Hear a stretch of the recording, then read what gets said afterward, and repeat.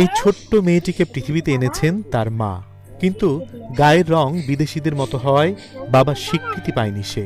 গায়ের রঙের সন্দেহের কারণে স্ত্রীকে তালাক দেন স্বামী মুজাফফর। ফেলে যান নিজের রক্তের সন্তানকে, চলে যান প্রবাসে।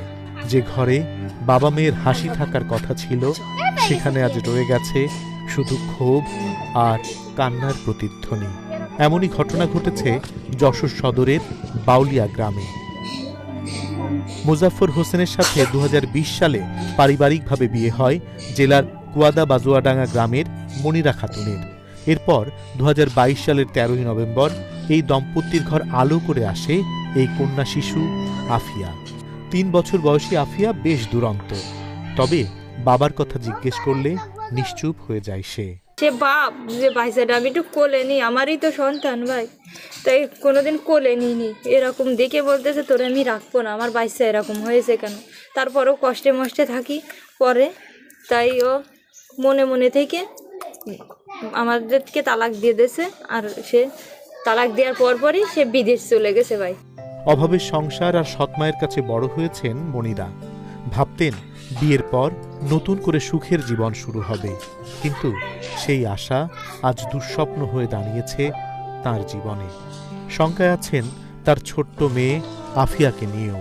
আমি অন্যর বাড়ি কাজ করি, আমার বাচ্চার মুখে দুটো ভাত তুলে দিই। অনেক সময় হাফ পেট খাই, অনেক সময় 2 মাসে না খেয়েও থাকি ভাই।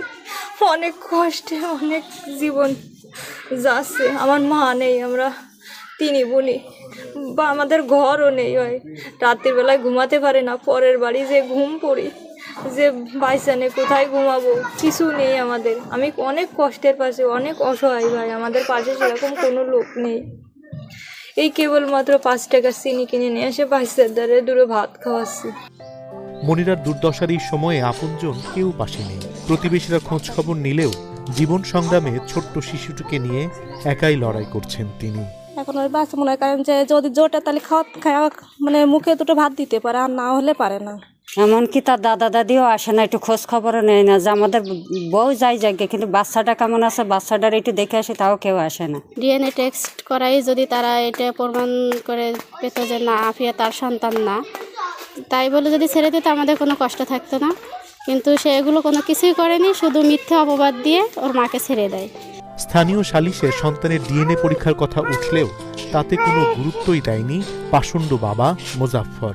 যেহেতু বিয়ে হয়েছে, বিয়ে হওয়ার পরে যেহেতু তার একটা আছে যে কামিনের টাকাটার ব্যবস্থা আছে, এবং তা যখন ছাড়াছাড়ি হয় তখনই তার ভরণ পোষণের ব্যবস্থাও তিনি করবেন।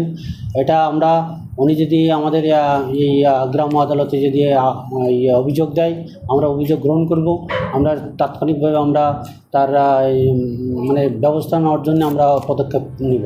চিকিৎসকরা বলছেন এলবিনিজম নামক রোগের কারণেই এমনটি ঘটেছে শিশুটির ক্ষেত্রে, যার চিকিৎসা পদ্ধতি এখনো আবিষ্কার হয়নি।